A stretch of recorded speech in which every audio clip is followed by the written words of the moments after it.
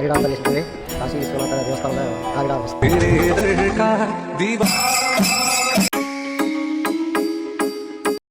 ನಾವೀಗ ರಾಜೇಂದ್ರ ಪ್ರಸಾದ್ ಘಾಟಲ್ಲಿದ್ದೇವೆ. ಪ್ರಸಿದ್ಧ ಜಾಟ್ ಭಂಡಾರ ದಿನ ಜಾಟ್ ಭಂಡಾರಗಳಿದ್ದೇವೆ. ನಾವೀಗ ಬನಾರಸ್ ರೈಲ್ವೆ ಸ್ಟೇಷನ್ದಲ್ಲಿದ್ದೇವೆ. ಈಗ ತಾನೇ ನಾವು ಹರಿದ್ವಾರದಿಂದ ಬನಾರಸ್ಗೆ ಆಗಮಿಸಿದ್ದೇವೆ. ಬನಾರಸ್ ರೈಲ್ವೆ ಸ್ಟೇಷನಿಂದ ಇಳಿದು ಹೊರಗೆ ಹೋಗ್ತಾ ಇದ್ದೇವೆ. ಇದು ಟಿಕೆಟ್ ಕೌಂಟರ್. ಬನಾರಸ್ ರೈಲ್ವೆ ಸ್ಟೇಷನ್ದ ಟಿಕೆಟ್ ಕೌಂಟರ್ ಇದೆ. ಅದೇ ರೀತಿ ಕಡೆ ಸುಂದರವಾದಂಥ ವ್ಯೂವನ್ನು ಮಾಡಿದ್ದಾರೆ. ಈ ರೀತಿ ನಮಗೆ ನೋಡಲಿಕ್ಕೆ ಸಿಗುತ್ತೆ. ಬನಾರಸ್ ರೈಲ್ವೆ ಸ್ಟೇಷನ್ ಗಾರ್ಡನ್ ಮಾಡಿದ್ದಾರೆ. ಇದೇ ರೀತಿ ಇದೆ ನೋಡಿ ರೈಲ್ವೆ ಸ್ಟೇಷನ್. ಇಲ್ಲಿಂದ ನಾವು ಆಟೋ ಮೂಲಕ ಈ ಕರ್ನಾಟಕ ಭವನಕ್ಕೆ ಹೋಗಬೇಕು. ಇದು ವಿಶಾಲವಾದಂಥ ಬನಾರಸ್ ರೈಲ್ವೆ ಸ್ಟೇಷನ್ ನಿಲ್ದಾಣ. ಪಾರ್ಕಿಂಗ್ ಇದೆ. ನಾವೀಗ ಕಾಶಿ ವಾರಣಾಸಿ ಬನಾರಸಲ್ಲಿ ಬರೆಯುತ್ತಿರುವಂಥ ನಗರದಲ್ಲಿರುವಂಥ ವಿಶ್ವ ವೀರಶೈವ ಪರಂಪರೆಯಿರುವಂಥ ಜಂಗಮವಾಡಿ ಮಠಕ್ಕೆ ಬಂದಿದ್ದೇವೆ.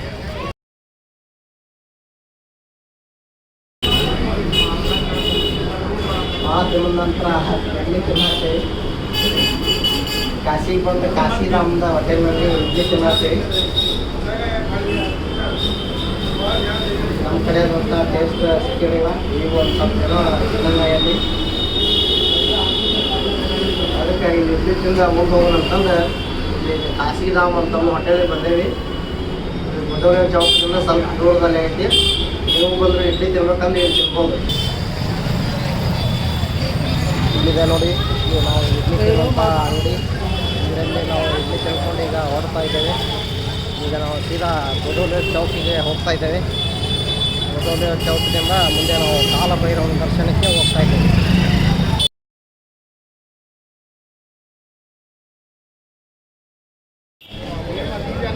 ಗೇಟ್ ನಂಬರ್ 4 ಈ ಗೇಟ್ ನಂಬರ್ 4 ಹಿಂಗೆ ಮುಂದೆ ಹೋಗ್ತಾ ಇರಬೇಕು. ಹಿಂಗೆ ಮುಂದೆ ಹೋಗ್ತಾ ಇದ್ದರೆ ನಮಗೆ ಕಾಲಭೈರವನ ದೇವಸ್ಥಾನ ಸಿಗುತ್ತೆ. ಬುಧವಾರ ಚೌಕದಿಂದ ಗೇಟ್ ನಂಬರ್ 4 ಬರುವಂಥ ಸಂದರ್ಭದಲ್ಲಿ ನಿಮಗೆ ಕಾಶಿ ವಿಶ್ವನಾಥ ಟೆಂಪಲ್ ಅವರ ಹೆಲ್ತ್ ಫಿಸಿಕಲ್ ಅಂತ ಆಫೀಸ್ ಕೂಡ ಸಿಗುತ್ತೆ. ಅಲ್ಲಿ ನಿಮಗೆ ಬೇಕಾದಂಥ ಮಾಹಿತಿಯನ್ನು ನೀವು ಪಡ್ಕೋಬೋದು. ಸ್ನೇಹಿತರೆ, ಈಗ ನಾವು ಕಾಲಭೈರವನ ದರ್ಶನಕ್ಕೆ ಹೋಗ್ತಾ ಇದ್ದೇವೆ. ಶಿವನ ರುದ್ರ ಸ್ವರೂಪವೇ ಈ ಕಾಲಭೈರವ. ಕಾಶಿಯ ಕೋತ್ವಾಲ ಅಂತಂದು ಇವನನ್ನು ಕರೀತಾರೆ. ಈ ದೇವಾಲಯವನ್ನು ಪ್ರವೇಶಿಸುವಂಥ ಪೂರ್ವದಲ್ಲಿ ಕಿರಿದಾದ ಕಾಲು ದಾರಿಯಲ್ಲೇ ನಾವು ಹೋಗಬೇಕು. ಈಗ ನೋಡ್ತಾ ಇರ್ಬೋದು, ಸಣ್ಣ ದಾರಿಯಲ್ಲೇ ನಾವು ಹೋಗ್ತಾ ಇದ್ದೇವೆ. ಒಳಗಡೆ ಮೊಬೈಲ್ ಅಲೋ ಇಲ್ಲ. ಹಾಗಾಗಿ ಹೊರಗಡೆಯಿಂದ ದೇವಾಲಯವನ್ನು ಹೇಗೆ ಹೋಗಬೇಕನ್ನುವುದನ್ನು ನಾನು ತೋರಿಸ್ತಾ ಇದ್ದೇನೆ. ನಗರದ ವಿಶ್ವೇಶ್ವರಗಂಜ್ನಲ್ಲಿ ಈ ದೇವಾಲಯವಿತಿ. ಹಾಗೂ ಈ ದೇವಾಲಯಕ್ಕೆ ಹೋಗುವಂಥ ಪೂರ್ವದಲ್ಲೇ ಮಂತ್ರಗಳು ಮತ್ತು ಗಂಟೆಗಳ ಪ್ರತಿಧ್ವನಿಸುವ ಶಬ್ದಗಳು ನಮ್ಮನ್ನು ಸ್ವಾಗತಿಸ್ತವು. ಹಾಗೂ ದೇವಸ್ಥಾನದಲ್ಲಿ ಒಳಗಡೆ ಈ ಕಾಲಭೈರವನ ಉಪಾಸಕರು ನಮಗೆ ಬೆತ್ತವನ್ನು ಬೆನ್ನಿನ ಮೇಲೆ ಏಟಾಕಿ ಕರಿದಾರವನ್ನು ನಮ್ಮ ಕೈಗೆ ಕಟ್ಟಿ ನಿಮ್ಮ ಕಾಶಿ ಯಾತ್ರೆಯು ಸಂಪೂರ್ಣವಾಗಿ ನಿರ್ವಿಘ್ನವಾಗಿ ನೆರವೇರಲಿ ಎನ್ನುವುದನ್ನು ಹಾರೈಸ್ತಾರೆ. ಅದನ್ನೀಗ ನೀವೀಗ ಚಿತ್ರದಲ್ಲಿ ನೋಡ್ತಾ ಇರ್ಬೋದು. ಕಾಶಿಯ ಉಪಾಸಕರು, ಕಾಲಭೈರವನ ಉಪಾಸಕರು ಕಾಲಭೈರವನನ್ನು ಈ ಚಿತ್ರದಲ್ಲಿ ನೋಡ್ತಾ ಇರ್ಬೋದು ನೀವು. ಅದೇ ರೀತಿ ಈ ಕಿರಿದಾದ ಕಾಲುದಾರಿಯಲ್ಲಿ ವಿಶ್ವೇಶ್ವರಗಂಜ್ನಲ್ಲಿರುವಂಥ ದೇವಾಲಯವನ್ನು ನಾವು ವಿಶ್ವನಾಥನ ದರ್ಶನಕ್ಕಿಂತ ಪೂರ್ವದಲ್ಲೇ ಕಾಲಭೈರವನ ದರ್ಶನವನ್ನು ಮಾಡಬೇಕೆನ್ನುವಂಥ ಪ್ರತೀತಿಯಂತೆ ಆ ಕಾಲಭೈರವನ ದರ್ಶನವನ್ನು ಮುಗಿಸ್ಕೊಂಡು ನಾವೀಗ ಬರ್ತಾ ಇದ್ದೇವೆ. ನೀವು ಕೂಡ ಈ ವಾರಣಾಸಿಗೆ ಹೋದಂಥ ಸಂದರ್ಭದಲ್ಲಿ ಈ ದರ್ಶನವನ್ನು ಮಾಡಿ ಮುಗಿಸ್ಬೋದು. ಸ್ನೇಹಿತರೆ, ನಾವೀಗ ನೋಡ್ತಾ ಇರುವುದು ದುಂಡಿ ಗಣಪತಿಯ ದರ್ಶನ. ಕಾಶಿಗೆ ಬಂದವರು ವಿಶ್ವನಾಥನ ದರ್ಶನಕ್ಕೆ ಹೋಗುವ ಪೂರ್ವದಲ್ಲಿ ಈ ದುಂಡಿ ಗಣಪತಿಯ ದರ್ಶನವನ್ನು ಮಾಡಿ ಮುಗಿಸ್ಬೇಕು. ಅದೇ ರೀತಿ ನಾವು ಕೂಡ ದುಂಡಿ ಗಣಪತಿಯ ದರ್ಶನವನ್ನು ಮಾಡಿ ಮುಗಿಸಿ 4 ಕೆಂಪು ಹೂಗಳನ್ನು ಅರ್ಪಿಸಿ ಕಷ್ಟಗಳನ್ನು ನಿವಾರಿಸಲೆಂದು ಪ್ರಾರ್ಥಿಸಿದೆವು. ನಂತರ ನಾವು ಸಾಕ್ಷಿ ಗಣಪತಿಯ ದರ್ಶನವನ್ನು ಕೂಡ ಮಾಡಿದೆವು. ಕಾಶಿಗೆ ಬಂದು ಹೋಗುವವರ ಲೆಕ್ಕವನ್ನು ಇಡುವವನೇ ಈ ಸಾಕ್ಷಿ ಗಣಪತಿ. ಆ ಸಾಕ್ಷಿ ಗಣಪತಿಯ ದರ್ಶನವನ್ನು ಕೂಡ ನಾವು ಮಾಡಿ ಮುಗಿಸಿ ನಂತರ ನಮ್ಮ ನಡೆ ಈ ಕಾಶಿಪುರಾಧೇಶ್ವರಿ ಅನ್ನಪೂರ್ಣೇಶ್ವರಿ ದೇವಾಲಯದತ್ತ ನಮ್ಮ ನಡೆಯಿತು. ಅನ್ನಪೂರ್ಣೆ ಸದಾಪೂರ್ಣೆ ಶಂಕರ ಪ್ರಾಣವಲ್ಲಭೆ ಜ್ಞಾನವೈರಾಗ್ಯ ಸಿದ್ಧಾರ್ಥಂ ಭಿಕ್ಷಾಂ ದೇಹಿ ಚ ಪಾರ್ವತಿ. ತಾಯಿ ಅನ್ನಪೂರ್ಣೆಗೆ ಮುಡಿಪಾದ ದೇವಾಲಯ ಇದು. ಕಾಶಿ ವಿಶ್ವನಾಥನ ದೇವಾಲಯದಿಂದ ಕೇವಲ 50 ಅಡಿಗಳಷ್ಟು ದೂರದಲ್ಲಿದೆ. ಮಂದಿರದೊಳಗೆ ಅನ್ನಪೂರ್ಣೇಶ್ವರಿಯ ವಿಗ್ರಹವು ಒಂದು ಹಸ್ತದಲ್ಲಿ ಬಂಗಾರದ ಪಾತ್ರೆ, ಇನ್ನೊಂದು ಹಸ್ತದಲ್ಲಿ ಬಂಗಾರದ ಸೌಟು ಹಿಡಿದಿರುವ ತಾಯಿ ಅನ್ನಪೂರ್ಣೇಶ್ವರಿಯ ದರ್ಶನವಾಗುತ್ತದೆ. ಸಾಕ್ಷಾತ್ ಪರಮೇಶ್ವರನು ಇಲ್ಲಿ ಭಿಕ್ಷುಕನ ರೂಪದಲ್ಲಿ ಕಾಣಿಸಿಕೊಳ್ಳುವ ಅಪರೂಪದ ದೇವಾಲಯವಿದು. ಈ ದೇವಾಲಯದಲ್ಲಿ ಅಕ್ಷಯ ರೂಪದ ಅಕ್ಕಿಯನ್ನು ಕೊಡುತ್ತಾರೆ. ಇದನ್ನು ಮನೆಯಲ್ಲಿ ಅಕ್ಕಿಯ ಡಬ್ಬಿಯೊಳಗೆ ಹಾಕುವುದರಿಂದ ನಿಮಗೆ ಅನ್ನ ಆಹಾರಗಳ ಕೊರತೆಯಾಗದಂತೆ ತಾಯಿ ಅನ್ನಪೂರ್ಣೇಶ್ವರಿ ನೋಡಿಕೊಳ್ಳುತ್ತಾಳೆಂಬ ಪ್ರತೀತಿ ಇದೆ. ದೇವಾಲಯದ ಪಕ್ಕದಲ್ಲೇ ಅನ್ನಪೂರ್ಣ ಭೋಜನಾಲಯ ಇದೆ. ನಾವೀಗ ಬೆಳಗ್ಗೆ ಎದ್ದು ರುದ್ರಾಭಿಷೇಕಕ್ಕೆ ಹೋಗ್ತಾ ಇದ್ದೇವೆ. ರುದ್ರಾಭಿಷೇಕ ಪೂಜೆಗಾಗಿ ಹೋಗ್ತಾ ಇದ್ದೇವೆ. ಈಗ ಬೆಳಗ್ಗೆ ನಮ್ಮದು ಹಾಗಾಗಿ ಬೆಳಗ್ಗೆ ಎದ್ದು ಅಲ್ಲಿಗೆ ಹೋಗ್ತಾ ಇದ್ದೇವೆ. ಈಗ ತುಂಬ ಭಾಳ ರಶ್ ಇತ್ತು ಇದು ರೋಡು. ಇವತ್ತು ಸ್ವಲ್ಪ ಬೆಳಗ್ಗೆ ಆಗಿರೋದ್ರಿಂದ ಸ್ವಲ್ಪ ಕ್ಲಿಯರ್ ಆಗಿದೆ. ಆದರೂ ಕೂಡ ಚಿಕ್ಕ ರೋಡ್ ಇರೋದ್ರಿಂದ ತುಂಬ ರಶ್ ಆಗಿ ಕಾಣಿಸ್ತಾ ಇದೆ. ಈಗ ಸ್ವಲ್ಪ ಫ್ರೀ ಇದೆ. ಬೆಳಗ್ಗೆ ರುದ್ರಾಭಿಷೇಕ ಇದೆ, ಹಾಗಾಗಿ ನಾವು ಹೋಗ್ತಾ ಇದ್ದೀವಿ.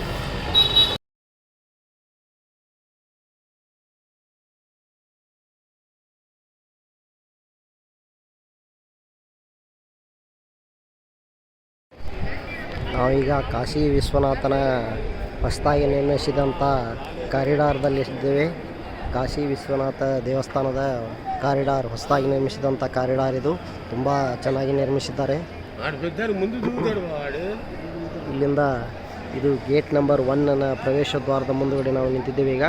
ಇಲ್ಲಿಂದ ಈಗ ನಿಮಗೆ ಜೂಮ್ ಮಾಡಿ ತೋರಿಸ್ತೇನೆ ನೋಡಿ. ಇದರ ಮೂಲಕ ಪ್ರವೇಶ ಮಾಡಿದಾಗ ಇಲ್ಲೇ ಗೋಲ್ಡನ್ ಕಲರ್ ಕಾಣುತ್ತಿರುವಂಥ ಗೋಪುರವೇ ಅದು ಮೂಲ ಲಿಂಗು ಇರುವಂಥ ಸ್ಥಳ, ಕಾಶಿ ವಿಶ್ವನಾಥನು ನೆಲೆಸಿರುವಂಥ ಸ್ಥಳ. ಅದರ ಮೂಲಕ ಅಲ್ಲಿ ಹೋಗಿ ನಾವು ದರ್ಶನವನ್ನು ಪಡಿಬೋದು. ಇಲ್ಲಿವರೆಗೆ ಈ ಎಂಟ್ರೆನ್ಸ್ವರೆಗೆ ನಮಗೆ ಮೊಬೈಲ್ ಪ್ರವೇಶ ಇದೆ. ಅಲ್ಲಿಂದ ಆಚೆ ಪ್ರವೇಶವಿಲ್ಲ. ಇದರಿಂದ ಆಚೆ ಮೊಬೈಲ್ಗೆ ಪ್ರವೇಶವಿಲ್ಲ. ಹಾಗಾಗಿ ಇಲ್ಲೇ ಲಾಸ್ಟ್ ನಮಗೆ ಮೊಬೈಲು. ಈ ಕಡೆ ಇರುವಂಥದ್ದು ಇಲ್ಲಿ ನಾವು ಸ್ಲಿಪ್ಪರ್ ಮತ್ತು ಜೆಂಟ್ಸ್ ಮತ್ತು ಲೇಡೀಸ್ ಟಾಯ್ಲೆಟ್ ಇರುವಂಥ ಸ್ಥಳ ಆಗೈತಿ. ಆನಂತರ ಈ ಕಡೆ ಬೇರೆ ಬೇರೆ ಸ್ಟೋರ್ಗಳು ಅದಾವು. ಈ ರೀತಿ ತುಂಬ ಸೊಗಸಾಗಿ ವಿಶ್ವನಾಥನ ಸನ್ನಿಧಾನದಲ್ಲಿ ಹೊಸದಾಗಿ ಕಾರಿಡಾರನ್ನು ನಿರ್ಮಿಸಿರುತ್ತಾರೆ. ನೀವು ನೋಡಿರ್ಬೋದು. ಇಲ್ಲೇ ಸ್ಟೆಪ್ ಮೂಲಕ ಇಳಿದು ಹೋದ ತಕ್ಷಣವೇ ನಾವು ಎಂಟ್ರೆನ್ಸ್ ಮೂಲಕ ಗೇಟ್ ನಂಬರ್ 1 ಮೂಲಕ ಹೋದ್ರೆ ಕಾಣ್ತತಿ. ಆನಂತರ ಗೇಟ್ ನಂಬರ್ 4 ಈ ಕಡೆ ಬಲಬದಿಯಲ್ಲಿ ಗೇಟ್ ನಂಬರ್ 4 ಇದೆ. ಅದರಲ್ಲಿ ಇಲ್ಲೇ ಜ್ಞಾನವ್ಯಾಪಿ ಮಸೀದಿನೂ ಕೂಡ ನಾನು ತೋರಿಸ್ತೇನೆ ನೋಡಿ. ಇದೇ ಆ ವಿವಾದಾತ್ಮಕ ಜ್ಞಾನವ್ಯಾಪಿ ಮಸೀದಿಯನ್ನು ನಾವು ಕಾಣುತ್ತಾ ಇದ್ದೇವೆ. ಅದು ಗೇಟ್ ನಂಬರ್ 4 ಮೂಲಕ ಪ್ರವೇಶ ಮಾಡಿದಾಗ ನಮಗೆ ಮೊದಲಿಗೆ ಕಾಣುವುದೇ ಜ್ಞಾನವ್ಯಾಪಿ ಮಸೀದಿ ಕಾಣುತ್ತದೆ. ಅದೇ ರೀತಿ ಈ ಕಡೆ ಗೇಟ್ ನಂಬರ್ 1 ಮೂಲಕ ಪ್ರವೇಶ ಮಾಡಿದಾಗ ಸೀದಾ ನಾವು ಗಂಗಾದ್ವಾರ ಅಂತಂದು ಈ ಗೇಟ್ ನಂಬರ್ 1 ಕರೀತಾರೆ. ಹಾಗಾಗಿ ಸೀದಾ ನಾವು ವಿಶ್ವನಾಥನ ಸನ್ನಿಧಿಗೆ ನಾವು ಪ್ರವೇಶ ಪಡಿಬೋದು. ಅದೇ ರೀತಿ ಇದು ವಿಶ್ವನಾಥನ ಸನ್ನಿಧಿಯಲ್ಲಿರುವಂಥ ಹೊಸದಾಗಿ ನಿರ್ಮಿಸಿದಂಥ ಕಾರಿಡಾರ್ ಆಗಿರುತ್ತದೆ.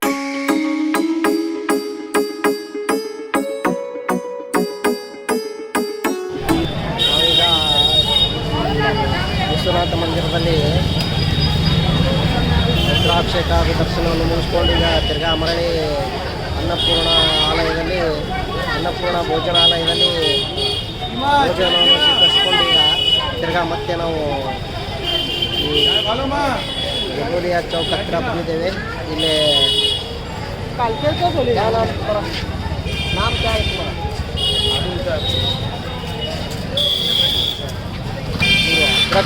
ಅದ್ರಕ್ಷ ಅನ್ನೋದು ಇರ್ತಾರೆ ನನಗೆ. ಇದು ಚಿಕ್ಕವನಿಂದ ಇಲ್ಲಿ ಗಾಡಿಯಲ್ಲಿನ ಮಾತಾಡೋದು. ಇಲ್ಲಿ ಪ್ರತಿಯೊಬ್ಬರು ಕೂಡ ಗಾಡಿಯಲ್ಲಿ ಎಲ್ಲರೂ ಕೂಡ ಚಾನ್ನು ಮಾಡ್ತಾರೆ. ಮತ್ತು ಸಾಯಂಕಾಲ ಪತ್ತೆ ಹಾಕ್ತಾರೆ. ಮತ್ತು ಮುಂಜಾನೆ ಬಂದು ಇರ್ತಾರೆ. ಈಗ ರಾಜೇಶ್ವರಿ ಅವರು ಅದ್ರಕ್ ಚಹಾನ ಕುಡಿದಿದ್ದಾರೆ. ನಮಗೂ ಟೇಸ್ಟ್ ನೋಡಿ ಅಂತಂದು ಕೊಡ್ತಾ ಇದ್ದಾರೆ. ನೋಡೋಣ ಹೆಂಗಿದೆ ಚಹಾ ಅಂತಂದು. ನಾವೀಗ ಮರಳೀಕರಣ ಸಾಗಾಟ ಅಂತಂದು ಇದರಲ್ಲಿದ್ದೇವೆ. ಮರಳೀಕರಣ ಸಾಗಾಟಕ್ಕೆ ಹೋಗ್ತಾ ಇದ್ದೇವೆ. ಮಧ್ಯಾಹ್ನ 12 ಗಂಟೆ ಸುಮಾರು ಸ್ನಾನ ಮಾಡುವ ಸಮಯದಿಂದ, ಹಾಗಾಗಿ 12 ಗಂಟೆಗೆ ನಾವು ಈಗ ಮಣಿಕರ್ಣಿಕಾ ಘಾಟ್ ಹೋಗಲಿಕ್ಕೆ ಹೋಗ್ತಾ ಇದ್ದೇವೆ. ಆ ಕಡೆ ಈ ಕಡೆ ಹೋಗುವಂಥ ಚಿಕ್ಕ ದಾರಿಯಲ್ಲಿ ಈ ಮಲಾಯಿ ತಿನ್ನುವ ಅಂಗಡಿ, ಪಾನ್ ಅಂಗಡಿ, ಚಹಾ ಅಂಗಡಿ ಇವೆಲ್ಲವೂ ಕೂಡ ಇಲ್ಲೇ ನಮಗೆ ನೋಡಲಿಕ್ಕೆ ಸಿಗುತ್ತೆ, ತಿನ್ನಲಿಕ್ಕೆ ಸಿಗುತ್ತೆ. ಈ ಬೈಕ್ಗಳು ಕೂಡ ಇಲ್ಲಿ ಸಿಗುತ್ತೆ. ಇಲ್ಲಿ ಯಾವುದೇ ಆಟೋ ರಿಕ್ಷಾಗಳು ಹೋಗೋದಿಲ್ಲ. ಹಾಗಾಗಿ ಚಿಕ್ಕ ದಾರಿ ಆಗಿರೋದ್ರಿಂದ ನಡ್ಕೊಂಡೇ ಹೋಗ್ತೀವಿ ನಾವು. ಈಗ ನಾವು ಮಣಿಕರ್ಣಿಕಾ ಘಾಟಿಗೆ ಹೋಗ್ತಾ ಇದ್ದೀವಿ. ನೋಡೋಣ, ಹೋಗುವಂಥ ಸಂದರ್ಭದಲ್ಲಿ ನಮಗೆ ಈ ಮಲಾಯಿ ತಿನ್ನೋದು, ಕಚೋರಿ ತಿನ್ನೋದು, ಚಹಾ ಅಂಗಡಿ ಇವೆಲ್ಲ ತುಂಬ ಲಸ್ಸಿ ಅಂಗಡಿ ಇವೆಲ್ಲ ಸಾಕಷ್ಟು ಸಿಗುತ್ತವೆ. ಒಂದು ನೋಡಿಕೊಂಡು ಹಾಗೆ ಹೋಗ್ತಾ ಇದ್ದೇವೆ. ಇಲ್ಲಿ ನೋಡಿ, ದ್ವಾರದಲ್ಲಿ ನಮಗೆ ಕೊಟ್ಟಿದ್ದಾರೆ.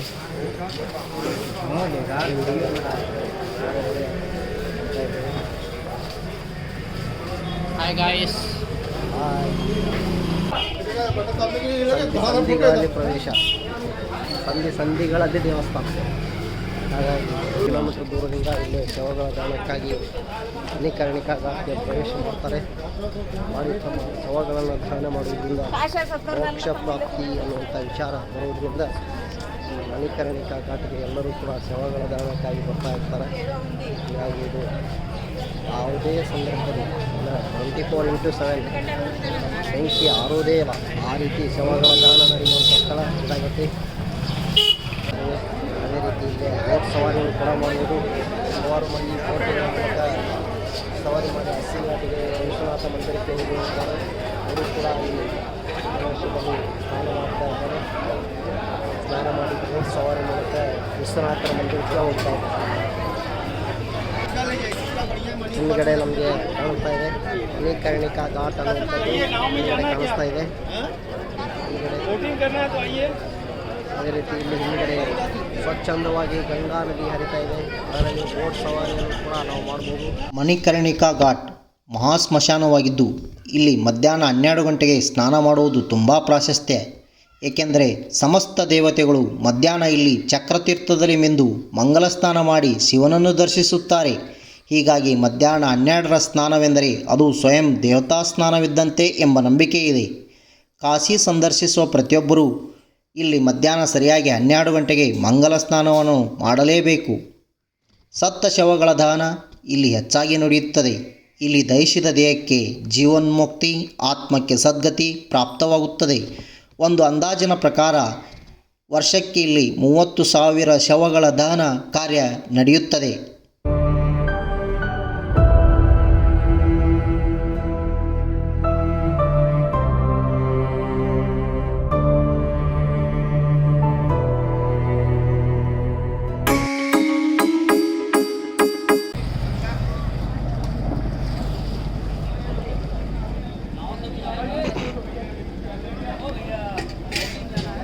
ನಾವು ನೋಡ್ತಾ ಇರೋದು ಮಣಿಕರ್ಣಿಕಾ ಘಾಟ್ ದೃಶ್ಯ.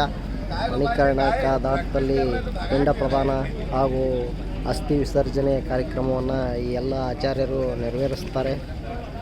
ಇಲ್ಲೇ ನಾವು ನೋಡಿರ್ಬೋದು, ಇವೆಲ್ಲ ಅಸ್ಥಿಯನ್ನು ದಫನ ಮಾಡುವಂಥ, ದಹನ ಮಾಡುವಂಥ ಸ್ಥಳ ಆಗಿದೆ. ಸಂಕಟ್ ಮೋಚನ್ ಹನುಮಾನ್ ಮಂದಿರಕ್ಕೆ ಹೋಗ್ತಾ ಇದ್ದೇವೆ. ಸೈಕಲ್ ರಿಕ್ಷಾದಲ್ಲಿ ಹೋಗ್ತಾ ಇದ್ದೇವೆ.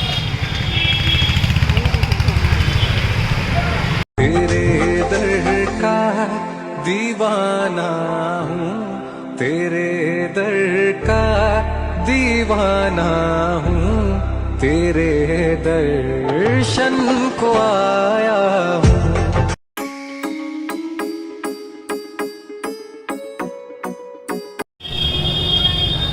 ಗಂಗಮೋಡಿಯಿಂದ ಸಾಯಂಕಾಲ ವಿಶ್ವನಾಥನ ಸನ್ನಿಧಿಯಲ್ಲಿ ನಡೆಯುತ್ತಿರುವಂಥ ಸಪ್ತಋಷಿ ಆರತಿಗೆ ಹೋಗ್ತಾ ಇದ್ದೇವೆ.